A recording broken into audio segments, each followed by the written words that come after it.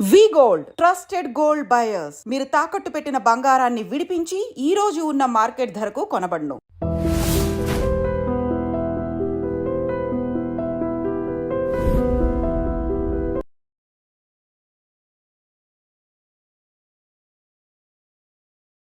ఇలా ప్రమాదానికి గురి అవ్వటం అనేది చాలా బాధాకరమైన విషయం. మీరు విజువల్స్లో చూస్తున్నారు. ఒక్కసారిగా ఆర్టీసీ బస్సు ప్రమాద స్థాయి ఎలా జరిగిందో కూడా మనం చూడొచ్చు. కల్వర్ట్ను ఢీ కొనడంతో అదుపు తప్పి ఆ తర్వాత అది దూసుకు వెళ్ళినటువంటి సందర్భంలో పూర్తిగా బస్సు అయితే ఫ్రంట్ ఎలివేషన్ మొత్తం బస్కి ముందు భాగం పూర్తిగా నుజ్జు అయినటువంటి పరిస్థితి. ఇందులో ప్రయాణిస్తున్నటువంటి 35 మంది గాయపడ్డారు. ఇమీడియట్గా హాస్పిటల్కి అయితే వాళ్ళందరినీ కూడా తరలించడం జరిగింది. ఏదేమైనా ఇలాంటి ప్రమాదాలు చాలా బాధాకరమైన విషయం.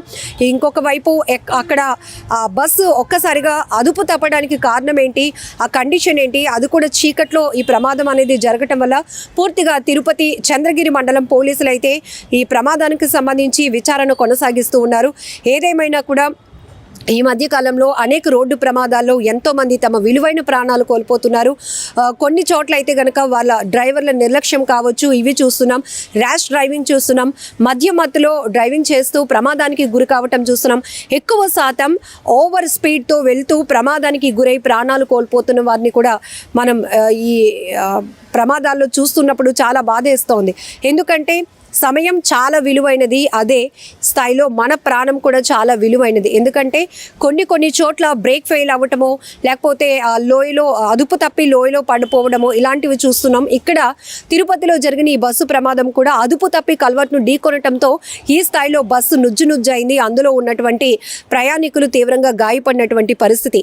అలానే కొన్ని రోడ్డు ప్రమాదాలు కూడా మనం చూస్తూ ఉంటే ఓవర్ స్పీడ్తో లేకపోతే ఓవర్టేక్ చేస్తూ ఒక్కసారిగా డివైడర్ను ఢీకొట్టి పల్టీలు కొడుతున్నటువంటి వాహనాలను చూస్తున్నాం. అందులో ఉన్నటువంటి ఎంతోమంది అక్కడికక్కడే స్పాట్లోనే చనిపోతున్నారు. కొంతమంది ట్రీట్మెంట్ తీసుకుంటూ ఏదైతే తీవ్రమైనటువంటి క్షతగాత్రులుగా మారుతున్నటువంటి పరిస్థితులు చూస్తున్నాం.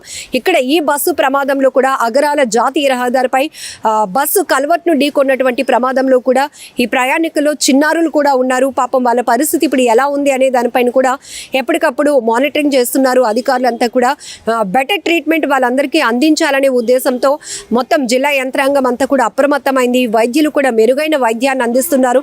ఇందుకు సంబంధించి బస్సు ప్రమాదంపై కూడా ఇప్పటికే ప్రభుత్వం తరపు నుంచి కూడా ఎప్పటికప్పుడు అప్డేట్ తీసుకుంటూ ఉండటం, క్షతగాత్రులు ఎవరైతే ఉన్నారో బస్సు ప్రమాదంలో గాయపడి ట్రీట్మెంట్ కోసం రుయా హాస్పిటల్కు చేరుకున్న వారందరికీ కూడా మంచి ట్రీట్మెంట్ అందించాలి, మెరుగైన ట్రీట్మెంట్ అందించాలనే ఉద్దేశంతో కూడా అక్కడ వైద్య సదుపాయాలు అయితే అందుతూ ఉన్నాయి. నిజంగా ప్రస్తుతం ఉన్నటువంటి సమాజం దేనికి ప్రయారిటీ ఇస్తుంది?